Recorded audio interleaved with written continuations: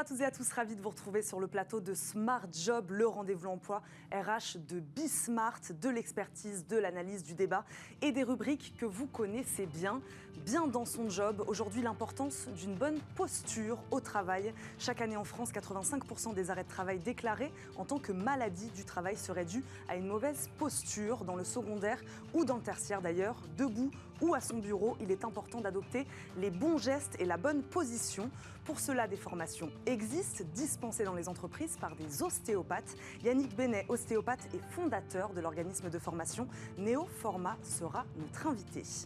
La pause café, et si la vague des démissions qui sévissait aux États-Unis depuis plusieurs mois touchait aussi la France. En 2021, plus de 38 millions de salariés ont quitté leur emploi outre-Atlantique, du jamais vu dans le pays. Côté français, selon un sondage OpinionWay, plus d'un tiers des salariés français n'ont jamais eu autant envie de démissionner. On verra avec Caroline Ricross s'ils passent eux aussi à l'acte. Le cercle RH, et si les cols blancs vivaient une véritable crise de sens? Notre débat sera consacré à leur reconversion vers les métiers manuels. Un changement plutôt radical qui dit beaucoup d'abord de l'évolution des mentalités sur ces métiers. Ce n'est plus col blanc contre col bleu, intello contre manuel, cadre contre ouvrier.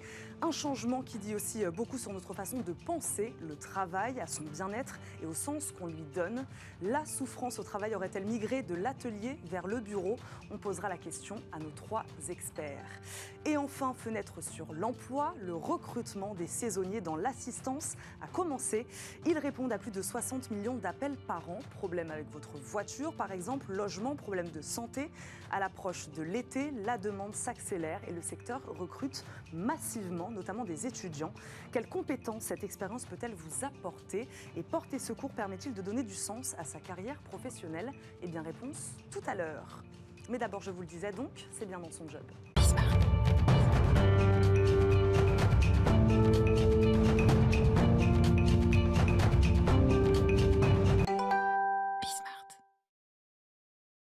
Quand la posture au travail pose problème, une mauvaise position peut entraîner de sérieuses douleurs chroniques, cervicales, dos, épaules, poignets, etc. Près de 85%, je le disais tout à l'heure, des arrêts de travail déclarés en tant que maladie du travail seraient dus à une mauvaise posture. Néoforma propose de vous aider à adopter les bons gestes. Des ostéopathes se déplacent en entreprise pour vous former.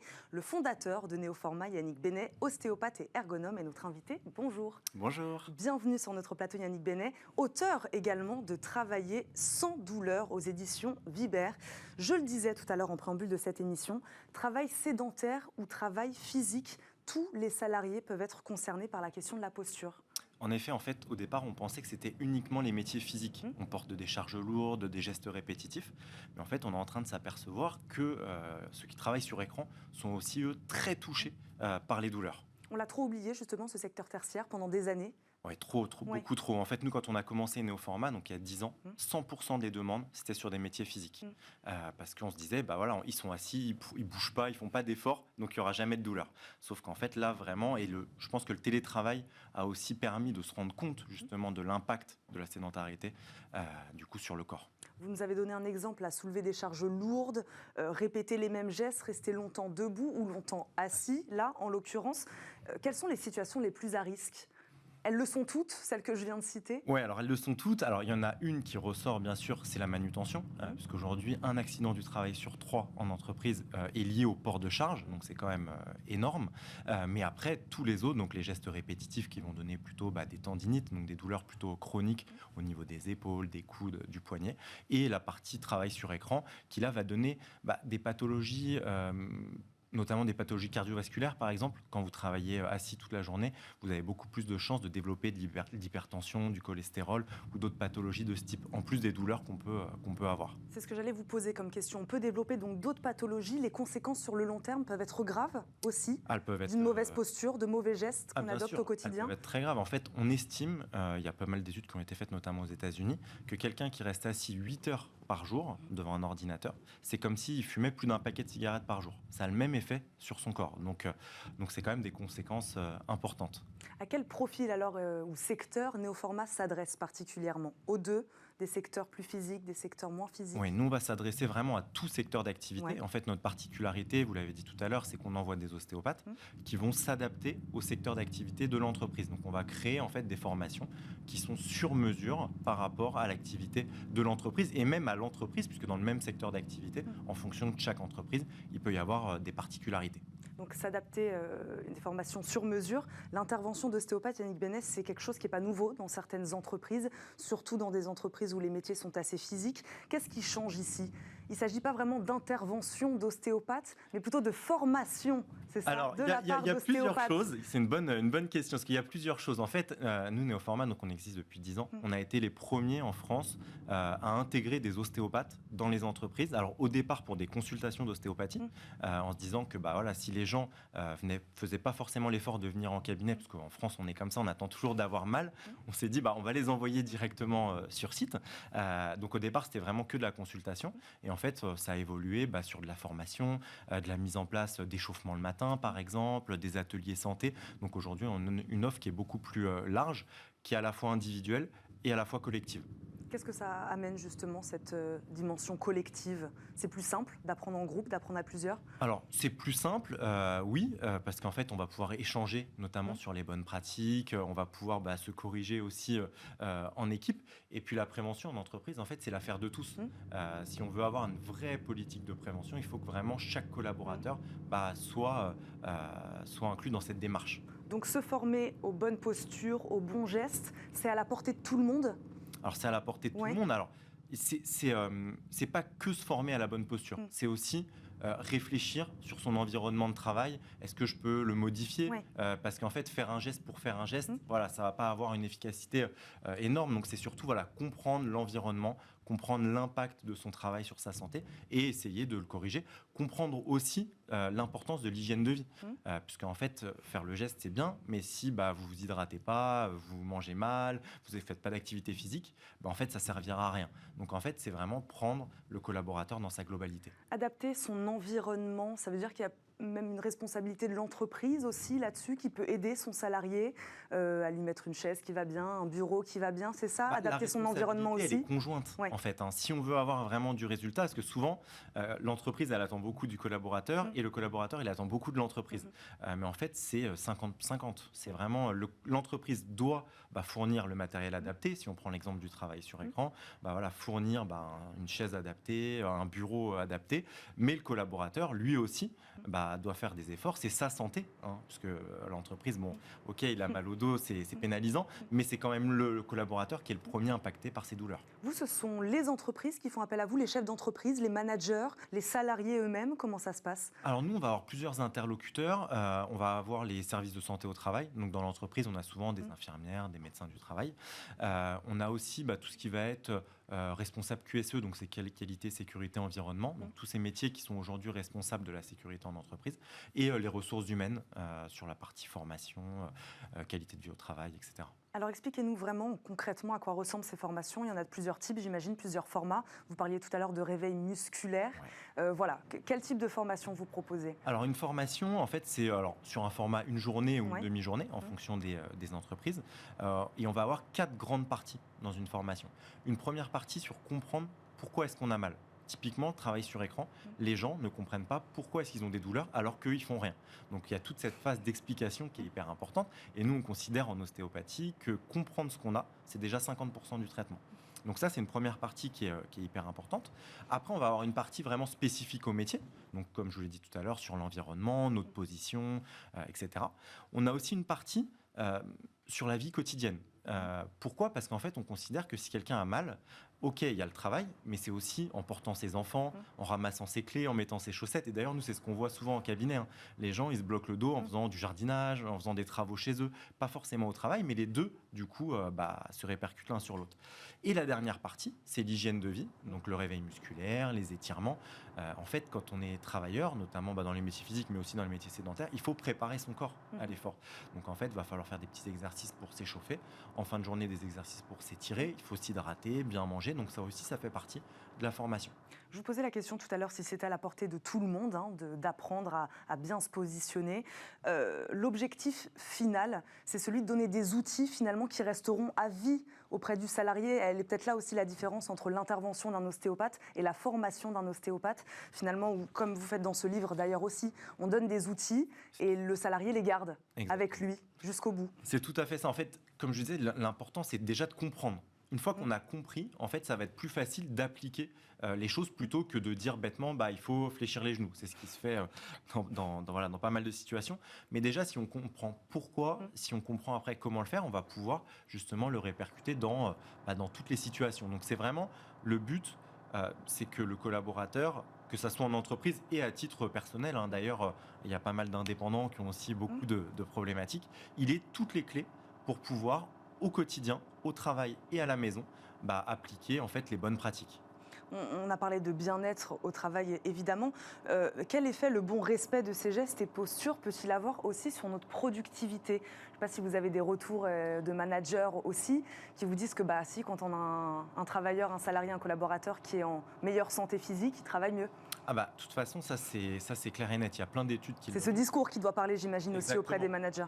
Oui, non, ce discours-là, ça y est, il commence à être compris dans pas mal d'entreprises. Avant, on voyait plutôt ça comme un centre de coût.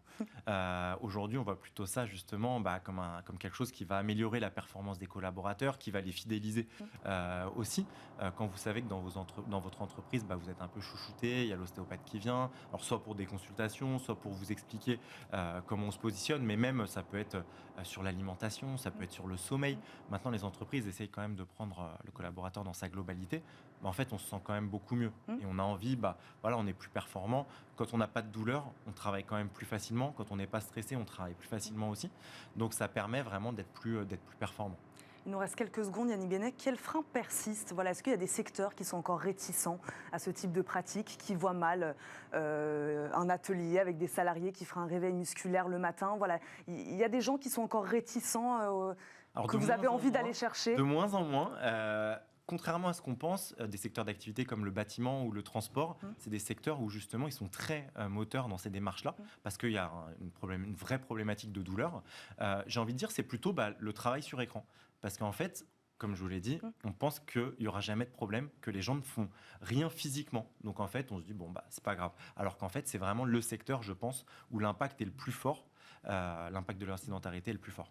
Le message est passé en tout cas sur le plateau de Smart Job. Merci beaucoup d'être venu nous voir aujourd'hui, Yannick Benet. Je le rappelle, vous êtes le fondateur de Néoformat et donc auteur de Travailler sans douleur. Merci beaucoup d'être venu nous voir. Tout de suite, on prend une petite pause café avec Caroline Ricross. Bonjour Caroline. Bonjour Eva, ça va bien ? Très bien et vous ? Très bien. Aujourd'hui, vous allez nous parler de la grande démission, c'est ce que je disais tout à l'heure, ce phénomène qui frappe les États-Unis depuis plusieurs mois et qui donc arriverait en France ? Nous sommes quand même encore loin du phénomène américain, mais quelques chiffres en effet suffisent à dessiner un peu les contours d'une tendance qui devient préoccupante en France. D'après la DARES, au troisième trimestre 2021, on a quand même comptabilisé plus de 620 000 démissions et ruptures conventionnelles, un chiffre qui a bondi d'environ 20% par rapport à son niveau en 2019. Alors, il y a ceux qui sautent le pas, comme on vient de le voir avec ces chiffres de la DARES, et ceux qui sont quand même de plus en plus attirés par la démission. Et là aussi, les chiffres sont préoccupants. C'est d'ailleurs le sujet du dernier sondage qui a été réalisé par OpinionWay pour le moteur de recherche d'emploi Indeed et qui a été publié la semaine dernière. D'après ce dernier, 35% des salariés français qui ont été interrogés n'ont jamais eu autant envie de démissionner qu'en ce moment. Un sentiment encore plus fort chez les moins de 35 ans, puisqu'ils sont 42% à se dire prêts à démissionner. Donc les chiffres sont gros. Ils ont envie et ils ont de moins en moins peur de le faire, de passer à l'action, c'est ce que vous disiez ? C'est ça, on a un peu l'impression que la démission fait de moins en moins peur, enfin en tout cas si on en croit ce sondage, cette étude d'OpinionWay, puisque 42% des personnes interrogées considèrent que nous sommes en fait dans une bonne période pour démissionner. En fait, ils ont conscience qu'avec la pandémie de coronavirus, Le système s'est modifié et que finalement, maintenant, le salarié a plus de valeur, plus de place. Conséquence, près de 3 salariés sur 10 reconnaissent qu'ils seraient actuellement prêts à démissionner du jour au lendemain sur un coup de tête. La même proportion se dit également prête à quitter son emploi sans plan B, sans aucun projet pour la suite de leur carrière professionnelle. Et puis de même, quand on interroge les sondés sur le nombre de fois où ils pensent démissionner tout au long de leur carrière professionnelle, là aussi, les chiffres sont intéressants.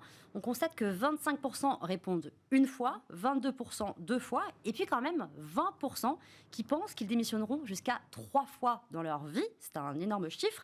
À noter tout de même que encore, toujours 3 salariés sur 10 pensent qu'ils ne démissionneront jamais. Et puis ce chiffre, ça dépend aussi un peu de l'âge, parce que les personnes un peu plus âgées, par exemple celles de plus de 50 ans, là il y a quand même 4 salariés sur 10 qui pensent qu'ils ne démissionneront jamais. Eva. Caroline, cette envie de franchir le cap, elle arrive aussi assez rapidement. Et oui, parce que pour près de la moitié des sondés, l'envie de démissionner arrive moins de 2 ans après leur prise de poste. Un peu plus de 2 salariés sur 10 ont même envie de démissionner 6 mois ou même moins de 6 mois après leur prise de poste. De plus, l'étude montre que les personnes qui souhaitent démissionner, elles se décident généralement assez rapidement. 60% des personnes qui ont déjà démissionné dans leur vie l'ont fait dans les 3 mois après en avoir eu l'envie ou en tout cas avoir imaginé démissionner. Vous parliez des jeunes, des personnes plus âgées. L'âge reste donc un facteur important pour passer ce cap. Et oui, parce que pour plus de 4 salariés sur 10, ils considèrent qu'à partir d'un certain âge, ça devient trop risqué de démissionner. Alors, à quel âge ? Eh bien, pour la plupart des personnes interrogées, cet âge, c'est 46 ans.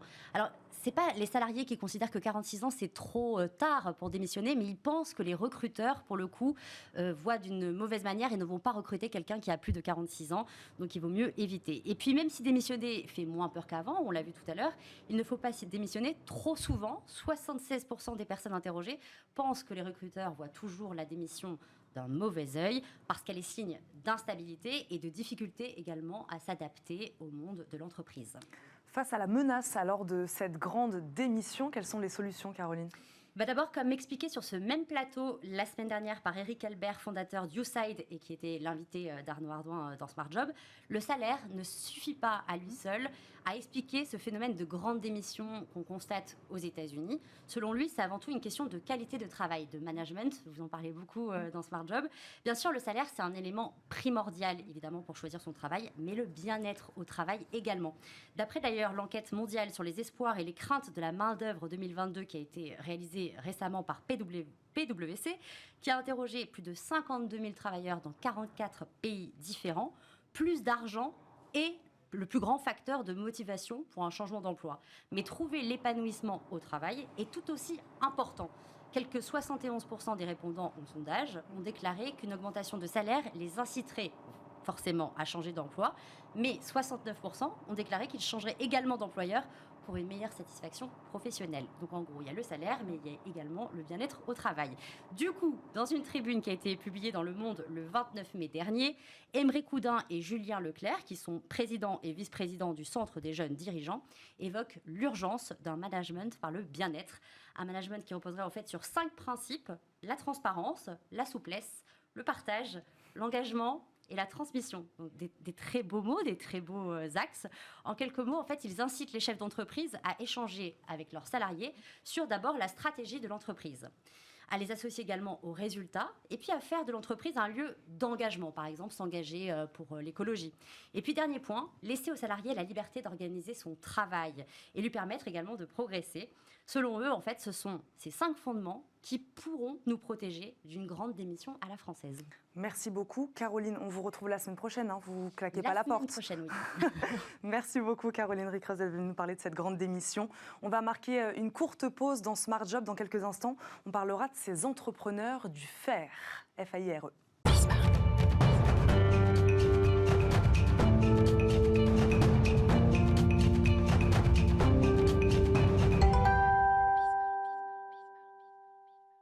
On laisse la cravate et le costume au vestiaire et on enfile sa blouse. C'est le choix qu'ont fait des dizaines et des dizaines de salariés ces dernières années. Et ils ont changé radicalement de métier puisque c'est vers le manuel qu'ils se sont tournés. Alors, de cadre à artisan, il n'y a qu'un pas. Pas si sûr, on va demander à nos invités ce qui a poussé ces salariés à s'engager dans cette nouvelle voie professionnelle et le parcours qui les attend. Ensuite, Nicolas Barre nous accompagne aujourd'hui, cofondateur de Make Ici. Bonjour. Bonjour. Bienvenue sur le plateau de Smart Job. Make Ici, expliquez-nous ce que c'est en quelques secondes. C'est un réseau de tiers-lieux de production pour les artisans et les designers, les artisans d'art. Merci beaucoup de nous accompagner aujourd'hui, Nicolas Barre. Xavier Pavie nous accompagne également, philosophe et professeur à l'ESSEC Business School. Bonjour. Xavier, on vous connaît bien ici dans Smart Job. Merci de nous accompagner. Sylvaine Pascual nous accompagne également, coach et fondatrice d'Itac Coaching. Bonjour, bienvenue. Également, je le disais tout à l'heure, le Covid-19 a engendré son lot évidemment de reconversion professionnelle. On en a beaucoup parlé ces derniers mois. Ennui, manque de sens, quels sont les principaux moteurs du passage à l'acte selon vous ? C'est une bonne question.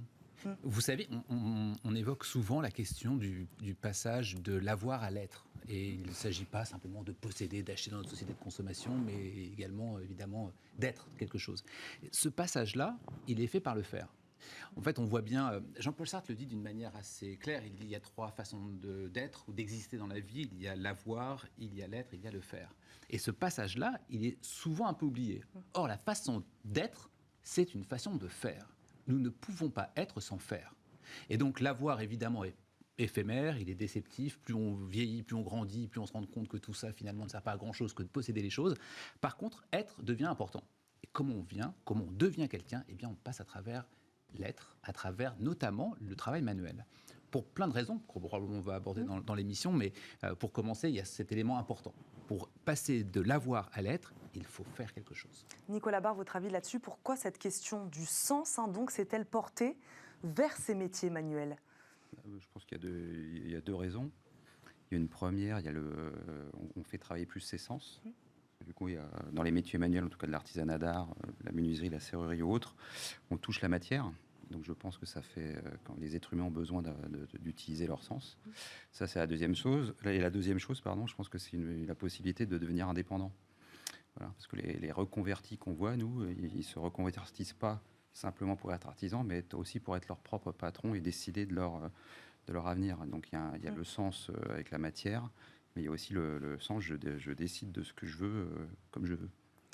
Même question, je vais vous poser, Sylvaine Pascual. Qu'est-ce que ces professions, qu'est-ce que ces colbantes viennent chercher justement dans ces métiers manuels, selon vous ? Alors, je pense qu'il y a un élément en plus qu'ils viennent chercher, qui est la relation au produit fini. Beaucoup ont l'impression d'être un maillon dans la chaîne, dans leur job salarié. Là, on fait quelque chose de A à Z. C'est ça. Là, on fait quelque chose de A à Z. On fait quelque chose aussi qui nous met directement en relation avec le client, celui qui va bénéficier de ce qu'on fait. Cette relation-là, elle est importante pour beaucoup de gens qui se reconvertissent dans des métiers de l'artisanat. Et ce produit fini, pour eux, dans leur esprit, va directement bénéficier à quelqu'un, être utile à quelqu'un. Ce qui, évidemment, est au cœur du sentiment de sens. Nicolas Barre, votre expérience que vous avez avec ces anciens salariés qui sont devenus artisans, pour certains, c'est quoi ? C'est un rêve passé, ils passent justement finalement à l'action enfin, ou pas du tout, où ils arrivent, ils sont complètement novices sur ce sujet-là. Pardon.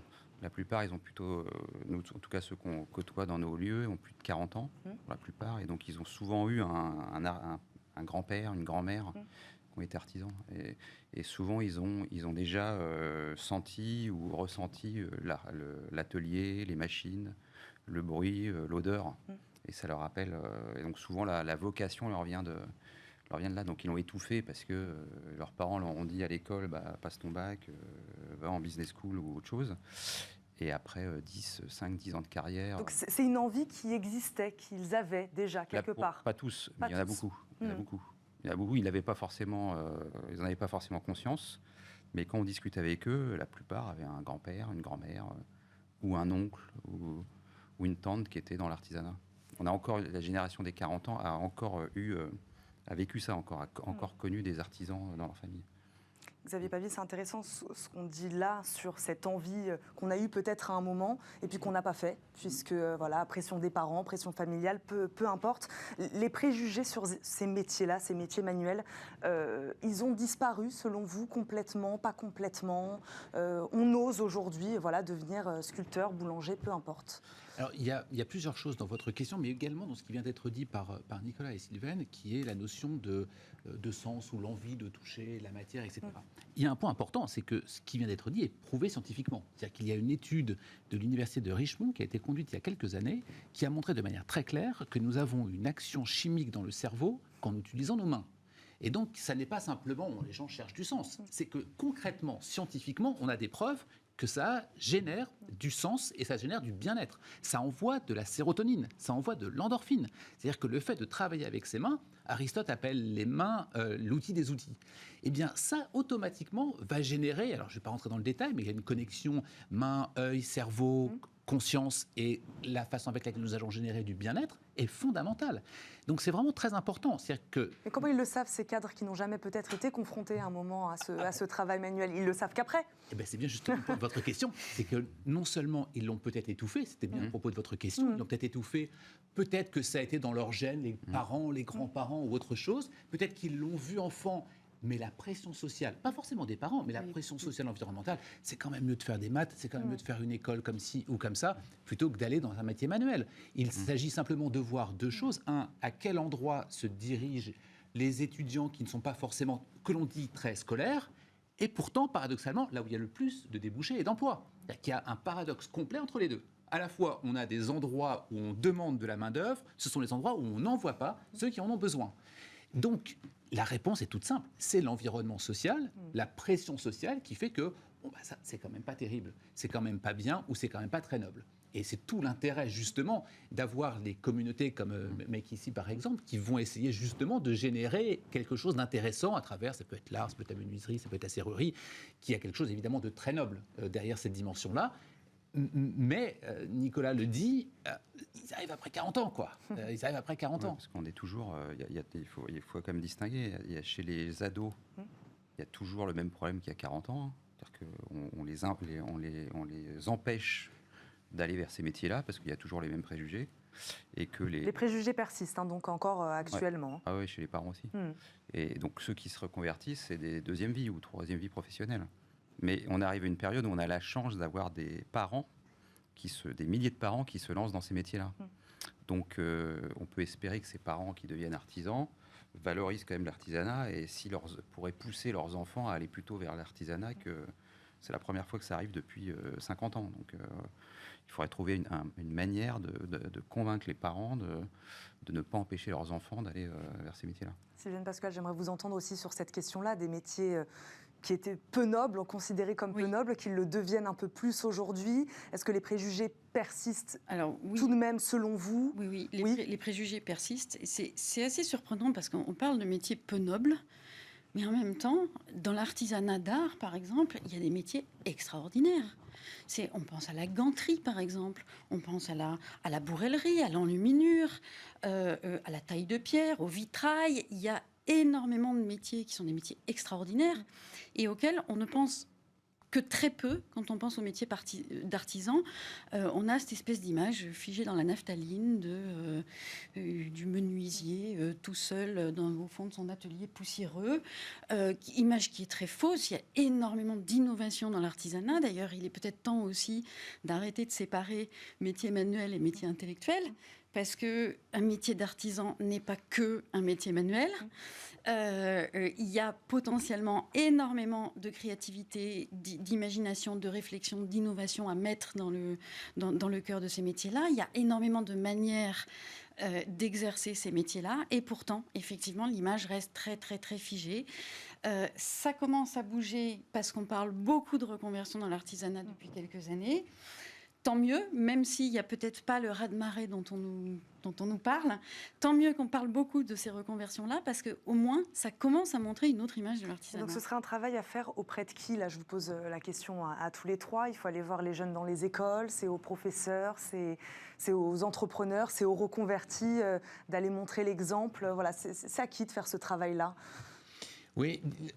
C'est compliqué parce que on s'aperçoit que ce n'est pas forcément le salaire. C'est-à-dire qu'aujourd'hui, les métiers manuels ne gagnent pas forcément moins bien leur vie qu'un métier entre guillemets intellectuels, qui souvent ne le sont pas. Un chargé de marketing ou de publicité n'est pas forcément un métier intellectuel. Mais je faisais avant, je confirme. Voilà, Nicolas qui a bien trouvé sa voie, parce qu'il a arrêté justement le marketing et la publicité. C'est effectivement pas forcément des endroits intellectuels, comme on le dit effectivement tel quel. Et ce n'est pas non plus une question de salaire. Vous voyez les artisans qui peuvent être plombiers, électriciens ou quoi que ce soit, ce n'est pas les plus malheureux d'un point de vue du salaire. Ils sont largement au-dessus de la moyenne. Et donc, c'est qu'une question d'image. C'est qu'une question d'image et de perspective ou de perception que l'on peut avoir. D'image auprès des autres ? D'image auprès des autres ou d'image qu'on peut avoir de soi. Autrement dit, c'est une question de confiance en soi que l'on doit donner à celui qui fait les études à faire. Les études que l'on doit faire, on doit donner la confiance à celui qui doit les faire, à celui qui doit les suivre, la confiance en lui-même qui permettra d'accepter ce qu'il y a. Il ne s'agit pas de les forcer non plus, bien évidemment. Et d'ailleurs, un métier manuel n'est pas un métier simple, loin de là. C'est toujours malheureusement ou bien en opposition ou alors par défaut. C'est-à-dire, si tu n'es pas, entre guillemets, intellectuel, tu vas faire ça. Ce qui est une erreur totale. Je serais bien capable d'avoir un métier moi-même manuel, même si je l'aurais souhaité. Et donc cette question-là, pour répondre très vite à votre question, est très importante de donner de la confiance à celui qui veut le faire. Et cette dimension-là n'est pas forcément présente. Donner confiance à celui qui veut faire un travail manuel est la première des choses à faire. Ça passe par plein de monde. Ça passe par l'artisan en face de soi, ça passe par le professeur en face de soi, ça passe par l'environnement parental autour de soi. Et c'est réussir à garder cette confiance chez l'individu. Elle est intéressante aussi cette question de la rémunération. Nicolas Barre, de votre expérience avec ces nouveaux entrepreneurs, c'est un risque vraiment que ces cadres prennent de claquer la porte d'un travail qu'ils ont fait pendant des années, de se lancer dans l'artisanat. C'est un risque calculé. Voilà. Selon vous, est-ce que c'est un vrai risque ? Moi, je confirme qu'il y en a qui gagnent très bien leur vie. Très très bien, avec des revenus largement supérieurs à des revenus de 4 sup. Mais après, il faut distinguer deux types d'artisans. Il y a ceux qui travaillent on va dire dans le sur-mesure et qui sont plutôt des artisans du bois et du métal, en fait, qui travaillent pour des archis qui font du sur-mesure et qui ont un réseau plutôt B2B. Eux, ils ont un chiffre d'affaires important, ils ont des revenus importants, parce que les commandes, c'est à chaque fois 2-3 mois de boulot, des dizaines de milliers d'euros. Et après, il y a un deuxième type d'artisans qui sont plutôt ceux qui vont vers ce qu'on appelle moi la collection, plutôt les artisans du métal, du bijou, céramique, textile, qui, eux ou elles, vont plutôt sur des collections. Et là, ça devient compliqué. Parce qu'ils se retrouvent à faire des collections, ils vendent directement au client final. Elles ont peur, parce que la plupart, c'est des femmes, sans être misogyne, mais c'est souvent des femmes. Et elles font des collections avec des prix qu'elles veulent abordables. Donc, du coup, pour pouvoir vivre, il faut en vendre 100, 200, 300. Et là, on constate que la reconversion vers là est beaucoup, mais alors vraiment, il y en a 90% qui ne réussissent pas, quoi. Oui, il y a des métiers qui offrent évidemment plus d'opportunités dans l'artisanat que d'autres. Oui, plus d'opportunités. Et puis aussi, c'est une question de comment on s'y prend. Comment je m'y prends ? J'ai envie de faire des bijoux. Comment je m'y prends pour faire vivre ce projet-là ? Parce qu'effectivement, ce qu'on voit aussi dans ces cas-là, c'est beaucoup de gens qui sous-estiment la valeur de ce qu'ils font, parce qu'il y a du temps, il y a de la matière première, etc. Plus, évidemment, intégrer tout le temps de commercialisation de ces produits-là. Beaucoup, et effectivement, on voit beaucoup de femmes là-dedans qui sont d'ailleurs très encouragées à aller vers ces métiers-là, et beaucoup mettent rapidement la clé sous la porte, parce qu'en amont a été relativement peu travaillé le comment je fais pour faire vivre mon entreprise, qui là n'est plus l'artisanat. Parce qu'on ne devient pas seulement artisan, mais entrepreneur, c'est ce que vous disiez. Donc il y a toute cette partie-là aussi à gérer. Sylvaine Pasquale, par quoi on commence ? Voilà, on veut entamer sa reconversion, on commence par quoi ? On imagine mal un cas de faire un bilan de compétences, puisque les compétences dont il aura besoin ne sont pas du tout celles qu'il a développées pendant des années. On commence par où ? Voilà, si demain on veut devenir sculpteur, brodeur. Alors, on commence par les chambres des métiers. On commence par aller rencontrer des artisans. Si je veux devenir sculpteur, je peux aller en rencontrer, je peux en trouver. Je peux aller voir comment ils travaillent, je peux aller leur poser des questions. Les centres de formation sont un endroit très intéressant pour se renseigner, parce que les formateurs sont très au fait de ce que deviennent leurs anciens apprentis, et aussi de toutes les façons possible d'exercer des métiers. Il y a des choses auxquelles on ne pense pas, mais il y a X manières d'exercer des métiers d'artisan, que ce soit en entrepreneur ou que ce soit en tant que salarié, dans diverses organismes, institutions, etc. Il y a des artisans dans les hôtels, il y a des artisans dans plein d'endroits, y compris dans les prisons. Il faut aller se renseigner, il faut se faire accompagner. Oui, oui. Et je pense que on ne voit pas le vaste champ. Il y a 500 métiers d'artisans. On ne voit pas le vaste champ que ça représente, toutes les possibilités d'exercer, comment on peut vivre à l'intérieur de ce métier-là. Et voilà, pour commencer, on peut se diriger vers les chambres des métiers, vers les artisans eux-mêmes et les centres de formation. Mais d'ailleurs, c'est une bonne question que vous soulevez, Nicolas Barre. Dans les faits, ces anciens salariés, ils savent vers quel métier se tourner déjà ou pas du tout au début? Non, moi, je pense qu'il y a un truc en plus qu'ils doivent faire. C'est en général un cas de sup, un gros CPF, un gros budget.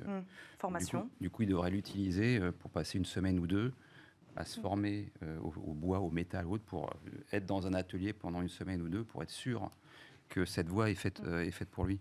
Et donc, il y a plein d'organismes de formation qui permettent, que ce soit le bijou ou autre.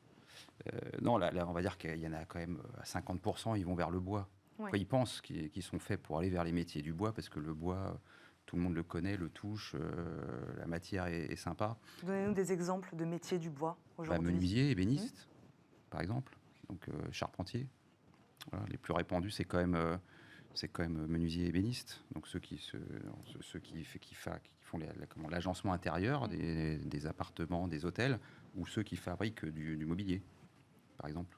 Donc ça va plus. Là, en ce moment, par contre, on voit quand même une recrudescence de la céramique. Là, c'est un raz-de-marée en ce moment, la céramique. Mais quand on regarde tous les magazines de tendance et tout, on voit que la céramique revient dans les intérieurs et tout. Donc il y a des centaines il y a des milliers de personnes qui se reconvertissent dans ce domaine-là. Xavier Pavie, j'aimerais vous faire rebondir sur ce que vient de dire Nicolas Barre, sur il faudrait leur faire faire une formation de 2 semaines avant pour être bien sûr que, qu'ils connaissent, qui touchent un peu au métier avant de se lancer complètement dans cette aventure. Oui, c'est intéressant, ça peut permettre d'éviter, on en parlera sûrement après, mais de cette désillusion presque qui peut arriver parfois quand on se fait des plans sur la comète, on a un rêve et puis peut-être qu'il faut le toucher un tout petit peu du doigt avant de se lancer complètement dans l'aventure. Oui, la question qui me semble intéressante, c'est de se poser l'élément suivant. Comment ma vie ou ma carrière, je ne suis pas sûr qu'elle soit forcément professionnelle, comment ma carrière, mon existence d'une manière générale, peut articuler justement à la fois ces passages peut-être d'inspiration intellectuelle que je peux avoir, et puis ces autres dimensions-là. Quand vous avez présenté Nicolas, Nicolas se présentait comme un tiers-lieu effectivement d'industrie, de travail, etc. La question, c'est évidemment la question du tiers-temps que l'on pourrait imaginer. C'est-à-dire que peut-être venir une semaine, c'est peut-être intéressant, mais pourquoi est-ce que, vous avez vu autant que moi, il y a cette idée ou cette mode de dire on peut partir à l'étranger ou on peut avoir un sabbatique pendant 6 mois, 2 mois, 1 an, etc. Et tout de suite, je vais partir au fin fond du monde dans un désert et aider les gens au Sahel. Ce qui est probablement très bien. C'est pas le propos. Le propos, c'est qu'on n'est pas là pour faire du tourisme, on n'est pas là simplement pour se nourrir. La question de comment est-ce que je peux passer peut-être sur 1 an, 3 mois ou 6 mois dans ce tiers-lieu, par exemple, comment le reste du temps je peux être dans l'entreprise, et comprendre que les deux se mêlent. Et Sylvain a dit tout à l'heure de manière tout à fait pertinente, c'est-à-dire qu'il n'y a pas à opposer l'un et l'autre. Si j'aborde ces aspects d'un point de vue un peu plus philosophique ou grec, on disait qu'il y avait toujours 2 éléments fondamentaux qui sont toujours vrais, la théoria et la praxis. Et la théoria, c'est comment j'apprends les discours, les textes, comment je lis, comment je m'imprègne de quelque chose, et d'un autre côté, comment je mets en œuvre, comment je participe concrètement à la vie, ça peut être la vie citoyenne, la vie politique, comme la vie artisanale de la construction en tant que telle. Cette dimension-là, elle n'est pas forcément alliée de 25 à 45, j'essaie de gagner de l'argent, puis après je m'amuse avec du bois, quoi. Si je caricature, c'est pas le propos. Le propos, c'est comment j'intègre ces dimensions manuelles tout au long de ma vie et que je peux aller d'un côté, de l'autre, en permanence, en cherchant un peu de fluidité.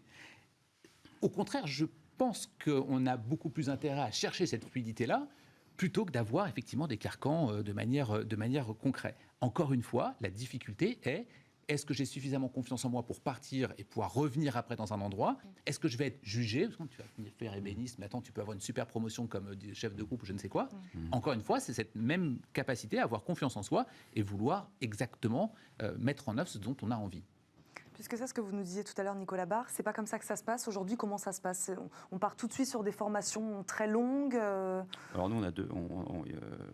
En fait, nous, on voit deux. Il y a deux parcours, on va dire. Il y a ceux qui viennent, qui prennent un abonnement, qui profitent d'un chômage ou d'un plan social pour prendre un abonnement et faire des trucs pour eux. Puis ils découvrent très vite que l'artisanat, c'est une histoire. Il faut maîtriser des savoir-faire. Parce que si on ne les maîtrise pas, on ne peut pas y arriver, ça c'est pas possible. Et que donc, du coup, derrière, ils essayent de... Donc, ils demandent aux collègues d'atelier, on va dire ça comme ça, à nos résidents, de travailler pour eux, pour monter en compétences, et après, ils vont passer un CAP, en gros. D'où ma question sur les formations longues, parce que quand on part de zéro, c'est vrai qu'on imagine que ça peut durer... Après, il y a deux trucs, c'est que il y a l'histoire du savoir-faire qu'il faut acquérir. Après, il faut le pratiquer, parce que un CAP, on sait comment il faut faire, mais derrière, pour le maîtriser, il faut des années.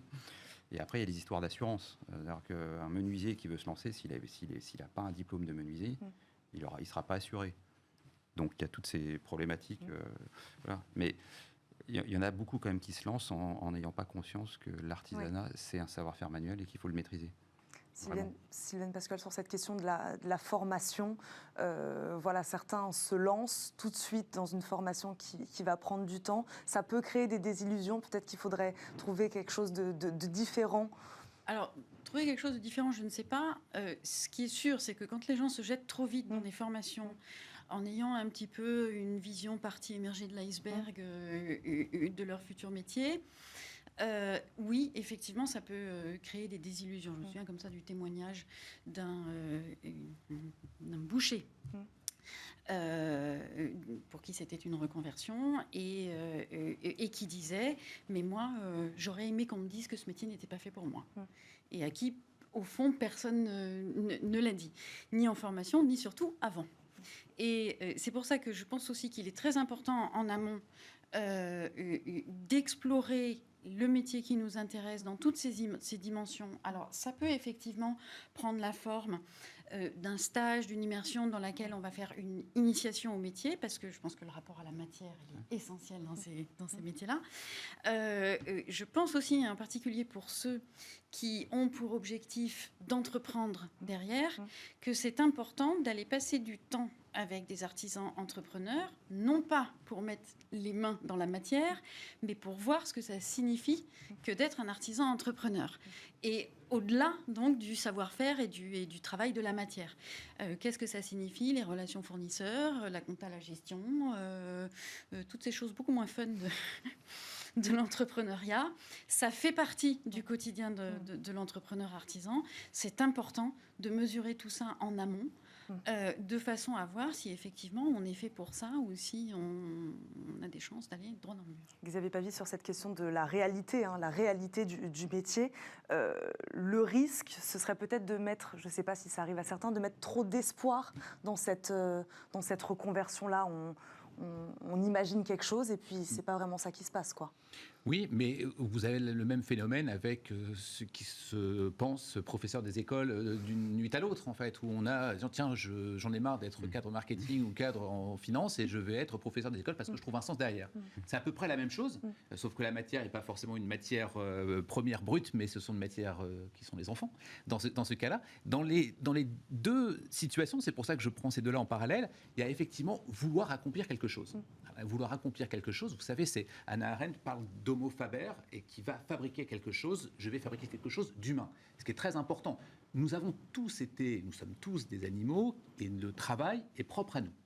Et Hannah Arendt dit, la philosophe Hannah Arendt dit, oui, mais nous ne sommes pas que des animaux avec du travail, tous les animaux travaillent. La différence entre le travail, les animaux et l'homme, c'est la question de homo, la question de l'humain. Et la question de l'humain, c'est l'œuvre. Donc nous travaillons non pas simplement pour travailler, parce que sinon on peut dire allez à l'usine à la chaîne et vous serez sur du travail manuel. Non, c'est un peu plus que ça. Le travail manuel dont on parle ici, c'est l'homo faber au sens du travail et de l'œuvre. parce que nous avons besoin effectivement d'accomplir son œuvre. Ça peut être dans une salle de cours, si on a envie de le faire tel quel, parce qu'on n'est pas loin de modeler une certaine matière première, qui est celle des enfants, ou dans la situation qui est décrite ici avec Nicolas, c'est-à-dire l'œuvre que je veux faire. Il nous reste très peu de temps, Nicolas Barre. Au-delà de l'aspect technique du métier, c'est ce qu'on disait. Vous parliez donc de l'entrepreneuriat. Ces reconvertis, est-ce qu'ils étaient bien préparés à la difficulté de devenir entrepreneur? Voilà, on a parlé de l'aspect technique, du savoir-faire, et puis derrière, il y a savoir gérer son entreprise. Globalement, oui. Oui. Globalement, puisqu'ils ont des... évidemment, quand on arrive il y a tout un tas de trucs qu'ils ne connaissent pas. Mais souvent, ils viennent de métiers, en fait. Même s'ils étaient salariés, en fait, ils ont des compétences de managériales ou de compta ou d'audit. C'est là où les compétences acquises sur ces postes-là peuvent servir. On ne peut pas apprendre à être entrepreneur. Hein. On y va, puis on découvre tout, on prend des décisions tous les jours sur des sujets qu'on ne connaît pas. Donc globalement, oui. Puis après nous, dans les tiers-lieux, l'avantage, c'est qu'ils ont 50 autres dans nos tiers-lieux. Nous, il y a 70 résidents dans chacun. Donc ils demandent à côté. Hein. Ils demandent aux autres. Et ça va vite. Sylviane Pasquale, sur cette question, est-ce qu'ils étaient bien préparés à tout ça? Il y a un truc qui est important à savoir, c'est que dans l'artisanat, contrairement à beaucoup d'autres domaines, les reconvertis sont très très bien accompagnés, que ce soit dans des tiers-lieux comme ça, que ce soit par les centres de formation, y compris dans l'entrepreneuriat, ils sont très accompagnés. Comment vous l'expliquez ça, justement, qu'ils soient aussi bien accompagnés? On a anticipé. Je pense que l'artisanat a une structure qui s'y prête. Oui, on a anticipé qu'il y aurait des besoins aussi dans les années à venir. C'est vrai qu'on en a très peu parlé, ça, des opportunités comme le secteur. Aujourd'hui, on parlait de risques plus ou moins calculés tout à l'heure. C'est un secteur qui véritablement offre aujourd'hui des opportunités, ça, que c'est clair. Il y a du travail. Oui, ils ont les nôtres, ils ont entre 3 et 6 mois de commandes d'assurés. Et même, il y a eu la période Covid qui est compliquée, mais ils ont 3 à 6 mois. Il n'y a pas beaucoup d'entreprises ou d'entrepreneurs qui bénéficient de ça. Xavier Pavie, sur la question des compétences qu'on a acquises dans un travail de manager, de cadre, peu importe, qu'on retranscrit dans ces métiers-là. Ça, oui, c'est intéressant. Vous y croyez à ça, que tout ce qu'on apprend peut nous servir malgré la différence sur le papier de ces deux métiers? Oui, alors, en l'occurrence, dans l'école où je suis, nous avons très facilement et très largement des doubles diplômes avec des CAP pâtisserie, par exemple. Nous avons une possibilité de faire à la fois l'ESSEC et faire un CAP pâtisserie si on a envie de le faire. On met en place les choses qui permettent de le faire de manière concrète. Bien sûr, on a aussi les doubles diplômes classiques d'école d'ingénieur, mais au-delà de l'école à proprement parler où je suis, au-delà de l'ESSEC, nous avons besoin au contraire de continuer à faire en sorte de mêler les deux. À faire des ponts. À faire des ponts, exactement, pour que ces ponts-là puissent être compris à la fois pour le présent, qu'est-ce que je veux faire demain, mais aussi ce que je pourrais faire après-demain, autre chose. Et encore une fois, ce qui est important, c'est de regarder comment est-ce que j'organise ma vie, comment est-ce que j'organise mon existence. Est-ce que mon existence, elle est simplement dans un bureau puis chez moi, ou elle peut être aussi avec des tiers-lieux, avec des tiers-temps, avec justement cette notion importante de je ne dois pas être simplement rangé dans ces cases. Et le rôle des écoles sont là pour ça, bien évidemment. Comme évidemment le point de Nicolas, qui est de venir ici, qui est de venir sur un plateau tel que celui-ci, de venir justement essayer de le dire. Et il y a une responsabilité probablement de communication, de médias, de dire ces importantes relations entre le travail manuel et intellectuel. Moi, Nicolas Barre. Le vrai problème par rapport à ces métiers-là, c'est qu'en France, on les place vraiment très très haut.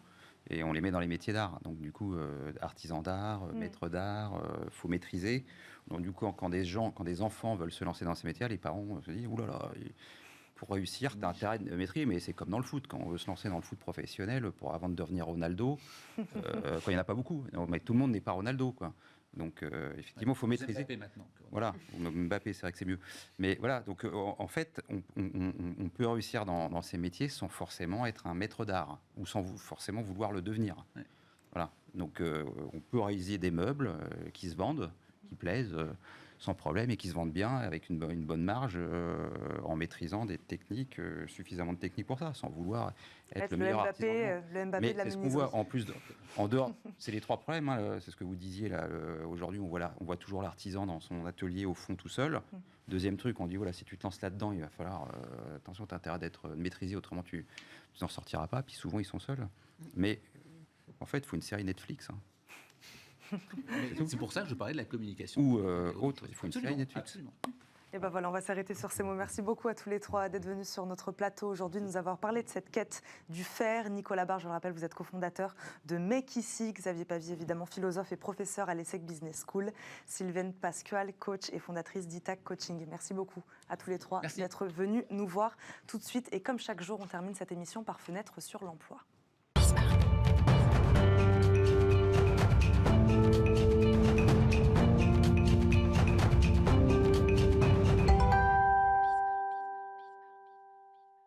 Focus aujourd'hui sur les métiers de l'assistance, ceux qui sont à l'autre bout du fil quand vous êtes confronté à une situation délicate, panne de voiture, problème de santé ou encore un souci rencontré à l'étranger. Ils répondent à plus de 60 millions d'appels par an et bien souvent, l'activité s'accélère lors de la période estivale. Chaque année, le secteur recrute 2500 saisonniers. Pour répondre à cette forte demande, on reçoit Serge Morelli, président du syndicat national des sociétés d'assistance. Bonjour. Bonjour. Bienvenue dans Smart Job. Serge Morelli, merci beaucoup de nous accompagner aujourd'hui. Expliquez-nous concrètement les métiers, les missions de ces chargés d'assistance. Alors d'abord, le métier de l'assistance, vous l'avez un peu dévoilé, c'est le métier de l'urgence. Métier de l'urgence, notre métier de base, c'est l'urgence individuelle. Vous êtes en panne au bord de la route, on vous envoie un dépanneur. Vous avez une fuite d'eau chez vous, on vous envoie un plombier. Vous avez malheureusement un accident cardiaque à l'autre bout de la Terre, on va être capable de vous rapatrier. Et on a dérivé de l'urgence vers, je dirais, la prévention, et puis également tout ce qui est post-urgence. Ça, c'est notre métier de base. Mais aussi, nous avons notre propre urgence. Notre propre urgence, c'est par exemple des catastrophes naturelles. Et c'est de l'urgence collective. Qui se multiplient ces dernières années. Ouais, tout à fait, catastrophes naturelles, attentats, etc. C'est le monde incertain dans lequel on vit aujourd'hui. Notre métier prend énormément de sens, que ce soit d'un point de vue individuel ou collectif. Moi, je dis toujours, on fait le plus beau métier du monde, parce qu'on est là pour aider, secourir, et sauver. Et donc, si je comprends bien, tous les secteurs sont concernés. Parler d'automobile, de logement, de santé, tout est concerné. En fait, vous prenez tous les secteurs d'activité de l'économie, et ben, tous ont des services d'assistance. Que ce soit des fournisseurs d'énergie, que ce soit des fournisseurs d'eau, que ce soit des banques, que ce soit des assureurs, des constructeurs automobiles, des loueurs de voitures, vous verrez, ils ont tous des services d'assistance. Et derrière ces services d'assistance, ce sont les sociétés d'assistance qui sont membres du syndicat national des sociétés. Donc il y a des sociétés d'assistance, des entités à part entière. Absolument. Il y a des compagnies d'assurance, comme vous le disiez. Quelles sont celles qui représentent le plus gros, on va dire, de ces métiers-là? Alors, on est dans le syndicat, nous avons 9 adhérents. Ouais. Certaines appartiennent toutes à des gros groupes d'assurance. D'accord, mais ils agissent pour leur groupe d'assurance, mais également pour tous les secteurs de l'économie. Et il y en a quelques-unes qui sont indépendantes. Aujourd'hui, c'est à peu près 3,5 milliards d'euros de chiffre d'affaires en France, 10 milliards dans le monde, 12 000 personnes en France. Voilà, c'est ce que j'allais vous demander. Combien d'emplois? 12 000 personnes sont employées en France chaque année dans ce secteur-là. Ouais, et 45 000 dans le monde. Comment expliquez-vous ce boom de l'activité à l'approche de l'été? C'est ce que je disais. Forte demande à l'approche festival. Beaucoup plus d'accidents? Non, mais c'est assez simple. C'est un métier saisonnier par essence. Donc, les gens voyagent plus l'été. Les gens voyagent plus en avion. Voyagent plus en automobile. Souvent, une automobile qui n'a pas été utilisée pendant un certain temps. Et donc, du coup, compte tenu de l'âge moyen des véhicules, ça tombe en panne. Si ça tombe en panne, il faut envoyer un dépanneur. Je disais tout à l'heure en préambule de cette émission, notamment des étudiants, les profils recherchés l'été, ce sont les mêmes que ceux qui travaillent dans ces métiers-là à l'année? Absolument. Oui. D'ailleurs, on espère que ce sont des gens qui vont rester avec nous. Et notre idée, c'est... Alors d'ailleurs, qu'est-ce qu'on recrute? On recrute à peu près pendant la saison 2500 personnes. Des profils qu'on va qualifier de Bac plus 2, à peu près. Peu importe leur formation. Ce qu'on veut, c'est qu'à tout prix, ils parlent au moins 2 langues, c'est-à-dire français et anglais. Et puis, si possible, une 3e langue.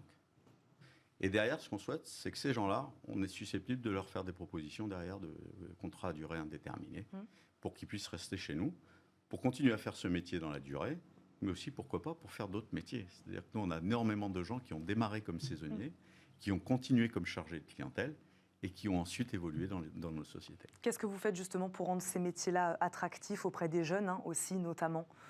Pour leur donner envie de rester, pour leur donner envie de venir déjà, puis de rester. Je vais vous donner envie de venir. En fait, dites-moi. On est tous à la recherche de sens dans la vie. Et quand je vous dis que notre métier, c'est aider, secourir, sauver, si vous avez cette fibre-là de solidarité, eh ben, vous n'allez plus nous quitter. Et donc c'est ça, c'est aussi donner du sens.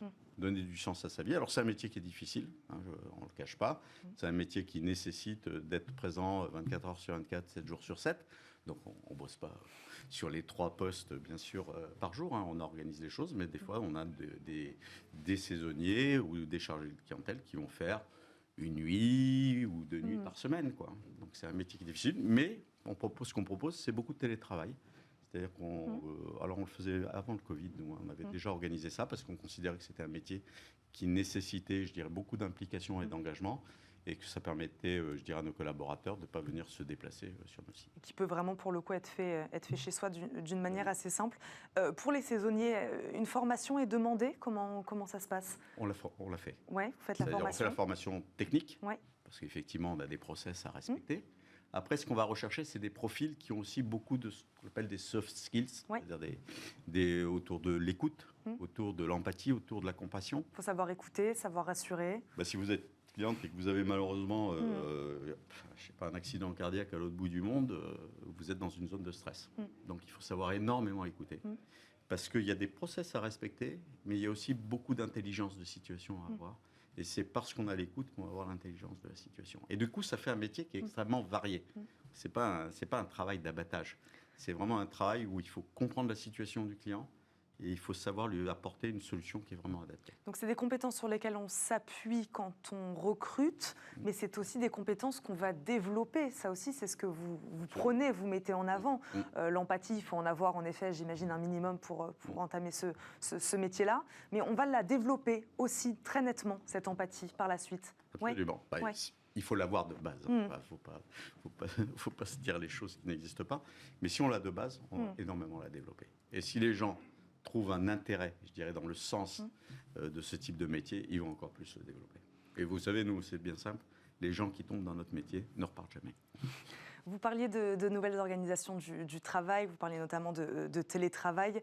On a parlé énormément de transformation digitale dans de nombreux secteurs. Comment ce secteur-là s'est digitalisé, lui? Alors, moi déjà, je n'aime pas ces mots de transformation ou de mutualisation parce que je pense qu'ils ôtent la dimension humaine de ce type de métier. Je préfère parler de renaissance de ce type de métier. Donc, qu'est-ce qu'on a fait? Je vais vous donner quelques exemples. Si je prends le cas du dépannage automobile, en fait, nous, notre métier, il consiste à quoi? Il consiste à prendre un appel d'un client et à organiser le service avec un service de dépannage. En général, ce qu'on fait maintenant, c'est qu'on propose de plus en plus des services à nos clients où ils ont une application sur leur smartphone et ils appuient directement. Et c'est le système qui missionne automatiquement le dépanneur. Par contre, on fait systématiquement un appel derrière au client pour vérifier que tout se passe bien, est-ce qu'il est confortable avec ce qui lui a été proposé, etc. Et du coup, on apporte vraiment une dimension humaine à ce type de... Vous vous appuyez sur la technologie, puisque de toute façon, il faut l'utiliser, mais la dimension humaine reste importante. Hyper important. Hyper important de toute façon, dans ce métier-là. Vous êtes dans un métier d'urgence. Dans le métier d'urgence, on n'enlèvera jamais l'humain. Parce que l'humain, c'est la compassion, l'empathie. Et la compassion et l'empathie permettent de déstresser les clients. Des compétences qu'on peut difficilement donner à des machines. Ça, je ne crois pas. Et j'espère que jamais. Merci beaucoup Serge Morelli d'être venu nous voir aujourd'hui sur le plateau de Smart Job, nous avoir parlé de ces beaux métiers, les plus beaux métiers du monde, c'est ça? Absolument. C'est ce que vous nous dites. Et en tout cas, ils recrutent cet été 2500 saisonniers. Merci beaucoup et je le rappelle que vous êtes donc président du syndicat national des sociétés d'assistance. Merci d'être venu nous voir. Merci à vous évidemment de nous avoir suivis. Merci à Fanny et Lily qui m'ont aidé à préparer cette émission. On se retrouve demain, même heure, pour un nouveau numéro de Smart Job. Très bonne journée à tous sur Bismart et à demain.